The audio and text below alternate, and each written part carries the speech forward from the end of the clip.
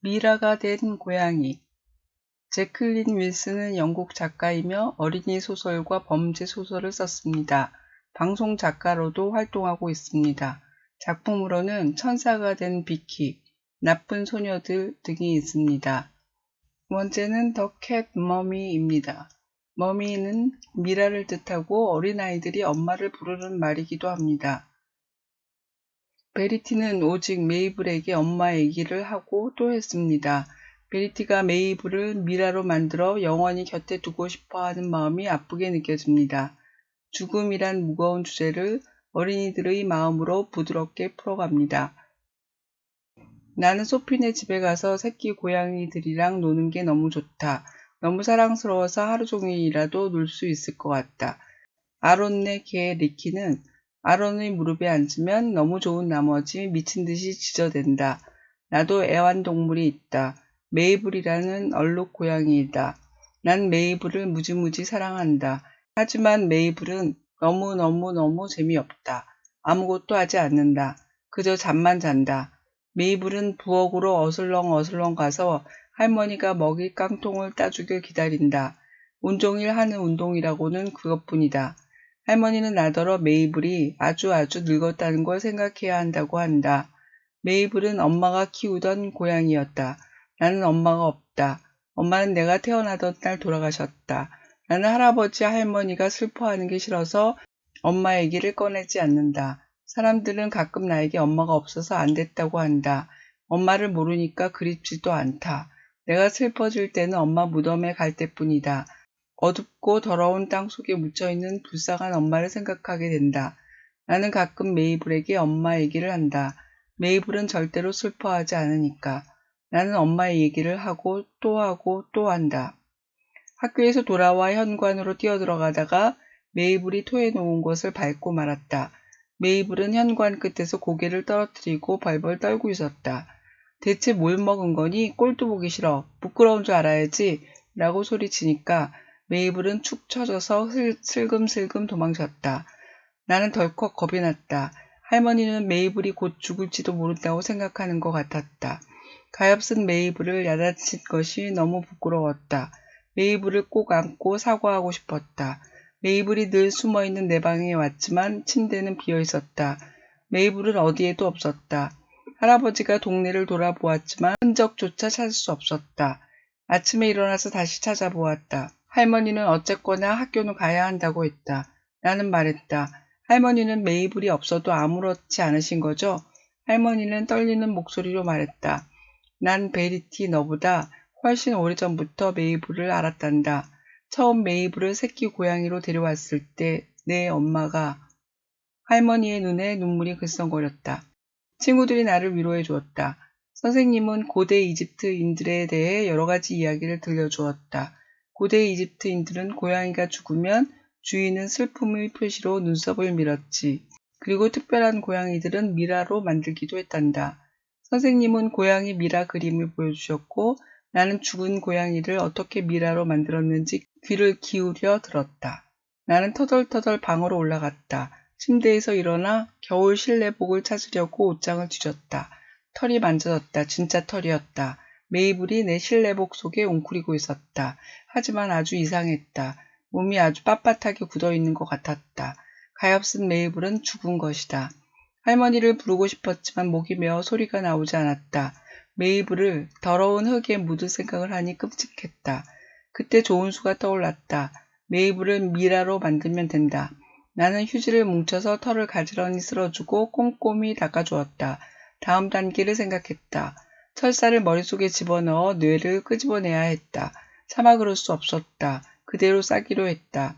욕실에서 목욕 소금통을 몽땅 메이블에게 부었다. 낡은 침대 시트를 잘라 붕대처럼 감았다. 메이블의 몸은 곧쭉 펴지지 않았다. 웅크린 자세에서 꿈쩍도 하지 않았다. 나는 그대로 쌌다. 어쨌든 이제 메이블은 미라였다. 수호신 호루스와 앙크 기호를 그리고 고양이 먹이 깡통, 난로 앞 깔개, 내 침대, 생쥐와 물고기와 새를 그려주었다. 그리고는 수영 갈 때 쓰는 배낭에 넣었다.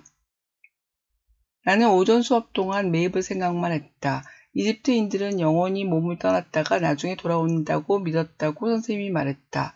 나는 선생님에게 미라는 영원히 사니까 죽은 다음에 서로 만날 수 있는지 물었다. 집에 오자마자 메이블과 이야기를 나누려고 방에 뛰어 올라갔다. 옷장을 열자 냄새가 훨씬 더 지독해졌다. 목욕소금은 효과가 없었다. 옷장 속 옷은 도저히 입을 수가 없었고 나는 목욕을 한 후 장난감 상자 맨 끝에 구겨진 요정 옷을 찾아 입었다. 저녁을 먹고 식탁에 앉아 있을 때 스미스 선생님이 오셨다. 선생님은 내 가방에서 떨어진 지갑을 갖다 주었다. 할머니는 나보고 제대로 된 옷으로 갈아입고 오라고 했다. 선생님은 아빠에게 베르티는 평소와 너무 달랐어요. 하지만 누군가 죽으면 괴롭고 힘드니까 라고 말했다. 아빠는 아직 죽었는지 확실하지 않다고 했고 선생님은 당황했다. 나는 옷을 갈아입을 수 없었다. 할머니는 내 팔을 잡고 계단에 올라갔다. 할머니는 옷장 문을 벌컥 열었다. 배낭을 끌어내어 열고는 거꾸로 들고 안에 든 것을 떨어뜨렸다. 할머니가 비명을 지르고 또 질렀다. 선생님이 말했다. 저런 세상에 고양이 미라를 만들려고 했구나. 모든 것이 밝혀졌다. 어른들은 화내지 않고 나한테 무척 잘해주기 시작했다. 할아버지는 아끼는 연장통을 관으로 쓰라고 했고 선생님은 이집트 상징을 그려주었다. 선생님이 아니라 한 식구 같은 느낌이 들었다. 정원에 큰 구덩이가 만들어지자 할아버지와 아빠가 관을 넣었다. 나는 정원에서 장미꽃 한 다발을 꺾어 메이블 위에 꽃잎을 뿌렸다. 아빠는 내 손을 꼭 잡아주었다. 베리티, 내 마음은 잘 안다. 내 엄마가 죽었을 때도 묻는 순간이 가장 힘들었단다. 학교에 가자 선생님은 메이블에 대한 책을 만들어 보라고 했다. 메이블을 영원히 기억하는 방법이라고 했다. 아빠와 나는 커다란 공책 2권을 샀다. 하나는 메이블 것이고 하나는 엄마 것이었다. 아주 기쁜 일이 생겼다. 나도 새끼 고양이가 생긴 것이다. 소피랑 소피네 엄마 아빠가 우리 집에 와서는 새끼 고양이 한 마리를 골라서 가지라고 했다. 의미를 찾는 질문. 죽음을 바라보는 2가지 시선. 죽음은 언제나 무거운 주제입니다. 사람들이 죽음을 바라보는 시선을 나누어 봅니다. 하나는 끝이란 의미로 이제는 만날 수 없는 큰 슬픔을 남깁니다. 다른 하나는 태어나고 살아가고 죽고 다시 무언가 태어나는 변화의 한 과정으로 보는 의미입니다. 개인에게 닥친 소중한 이의 죽음은 영원한 이별 이상을 생각하긴 사실 어렵습니다. 베리티에게 죽음이란 더러운 땅에 묻히는 것이고 모두들 슬퍼하기 때문에 얘기를 할 수 없는 것이었습니다. 베리티가 메이블을 미라로 만든 이유였습니다. 더 이상 아무것도 없는 끝인 죽음만을 생각했습니다. 하지만 할아버지는 메이블을 묻으며 메이블이 예쁜 꽃을 많이 피울 거라고 말했습니다. 아빠는 엄마의 죽음으로 너무나 슬퍼서 그날 태어난 베리티와 느낄 기쁨을 놓치며 살아왔다는 것을 깨달았습니다.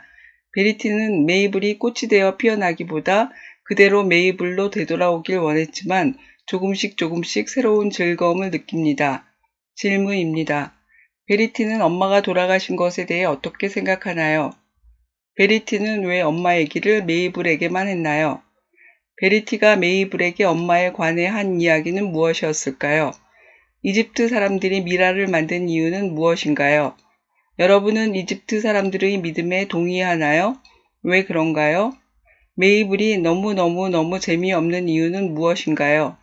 베리티는 왜 재미없는 메이블을 무지무지 사랑할까요? 할아버지는 메이블을 붕대로 감은 이유를 무엇이라고 생각했나요? 베리티는 왜 메이블을 미라로 만들기로 했나요? 모든 사실이 밝혀지고 베리티는 어른들이 화낼 줄 알았지만 베리티에게 더 잘해주었습니다. 왜 그랬을까요? 반려동물이나 가족이 죽는다면 영원히 이별하는 것인가요? 왜 그런가요?